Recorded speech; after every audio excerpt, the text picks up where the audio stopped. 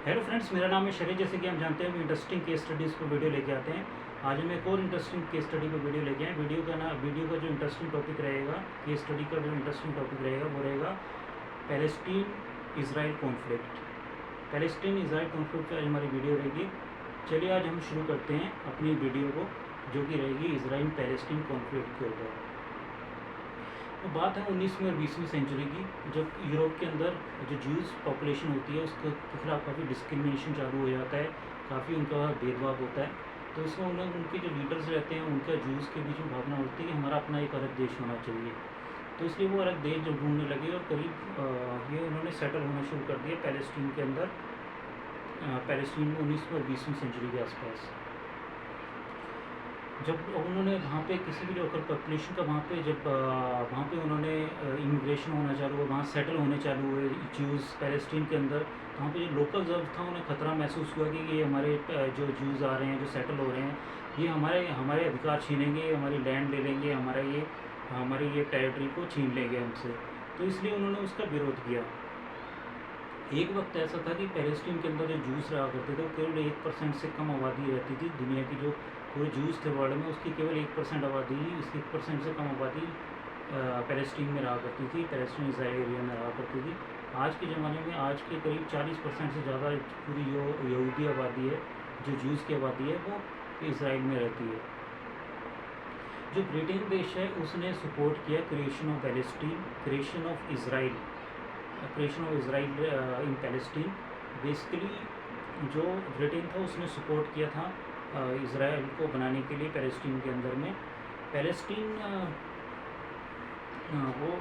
के अंदर creation of homeland जो था उसको सपोर्ट किया था ब्रिटेन ने।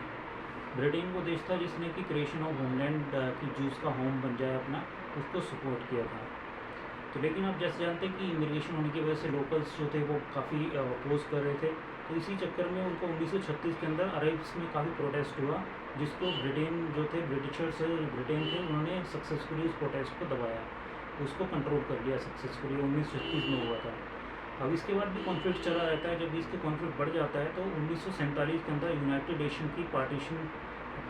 नेशन जो यूएनओ होता है बेसिकली, वो उसके लिए एक पार्टीशन प्लान लेके आता है। पार्टीशन प्लान के अकॉर्डिंग ये होता है कि करीब 11,100 स्क्वायर किलोमीटर है वो अरब स्टेट होगा, और जो कि 42% है टेरिटरी का। एज वेल एज जो ज्यूज़ होंगे करीब का जो एरिया रहेगा वो 14,100 स्क्वायर किलोमीटर रहेगा, जो कि 56% एरिया है पूरे पैलेस्टीन का। जो कि बाकी बचा 2% जो एरिया है जेरूसलम, बेथलेहम और अर्जोनिंग एरिया, वो इंटरनेशनल जोन के अंदर आएगा। तो ये हमारा यूएनओ की तरफ से ये डिक्लेरेशन हुआ कि ये होना चाहिए। लेकिन अरेबियन लीडर्स जो थे, जो अरेबियन गवर्नमेंट थी, पैलेस्टीन के पीपल थे, उन सब ने इसका अपोज किया, क्योंकि उस टाइम जो आबादी हुआ करती थी वो करीब 2/3 आबादी जो पैलेस्टीन की थी वो अरेबियन थी, और उनको केवल 42% लैंड मिल रही थी, इसलिए उसका विरोध किया। इस विरोध करने की वजह से क्या हुआ कि पैलेस्टीनियन वार फिर से चालू हो गया 1948 के अंदर। 1948 के अंदर वार चालू हो गया। तो उसके अंदर क्या हुआ कि क्या बोलते हैं कि जो इसराइल रहता है वो जो प्लान जो उसने यूएनओ ने बनाया होता है उस पूरे इसराइल पे कब्जा कर लेता है। जो भी अरेबियन लोग वहाँ होते हैं, बहुत सारे अरेबियन लोग वहाँ से छोड़ के चले जाते हैं इस पैलेस्टीनी वार के अंदर। और ये इसराइल कम्प्लीटली रहता है, वो बन जाता है एज़ पर यूएनओ।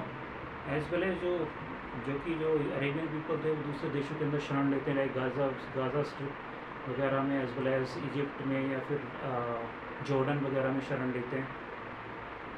तो उसके बाद ये सब हो जाता है। तो ये सब जब ये इसराइल वार होता है तो उसके अंदर जो गाज़ा स्ट्रिप होती है वो इजिप्ट के अंडर आ जाती है। जॉर्डन होता है, जॉर्डन के अंडर वेस्ट बैंक आ जाता है।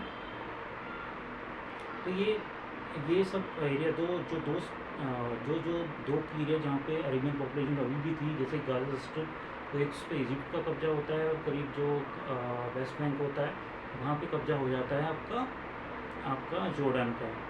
लेकिन जॉर्डन और इजिप्ट क्या करते हैं कि सपोर्ट करते हैं, पैलेस्टीनी पीपल का सपोर्ट करते थे, जिनका गाज़ा स्ट्रिप और वेस्ट बैंक पे कब्जा था। ये वहाँ से क्रॉस बॉर्डर टेररिस्ट अटैक करने में हेल्प करते थे। पैलेस्टीनियंस की, कि इसराइल के ऊपर अटैक करने में हम मदद करते थे, पैलेस्टीनियन जो मिलिटेंट्स थे उनकी। लेकिन 1967 में फिर से 6 डे वॉर हो जाता है, इसराइल और जो देश होते हैं उनके बीच में लड़ाई हो जाती है। तो इसके अंदर इसराइल फिर जीत जाता है इनसे, और इनसे गाज़ा स्ट्रिप भी ले लेता है और साथ में वेस्ट बैंक भी ले लेता है। अब ये जो एरिया होते हैं बेसिकली मेनली ये क्या होता है कि ये जो गाज़ा स्ट्रिप होता है, यहाँ पे काफ़ी मिलिट्री ऑर्गेनाइजेशंस भी होती हैं। मिलिट्री ऑर्गेनाइजेशन जो यहाँ की मेन मिलिट्री ऑर्गेनाइजेशन जो कि गाज़ा की थी वो थी हमास, और करीब फाटा जो थी वो करीब थी वेस्ट बैंक की। तो इनके बीच में काफ़ी लड़ाई और आतंकी अटैक ये करते रहते थे, और काफ़ी इनके बीच में लड़ाइयाँ चलती हैं। इसराइल और इनके बीच में, हमास के बीच में, फाटा के बीच में काफ़ी लड़ाइयाँ चलती हैं। तो कभी अभी तक 5 वार हो चुके हैं इनके बीच में, हमास और इसराइल के बीच में वार हो चुके हैं। देखिए ये सब चीज़ें तो हुई, बहुत सारी हुई, लेकिन इनके बीच में बहुत सारे पीस प्रोसेसेस करने के लिए भी शुरुआत हुई।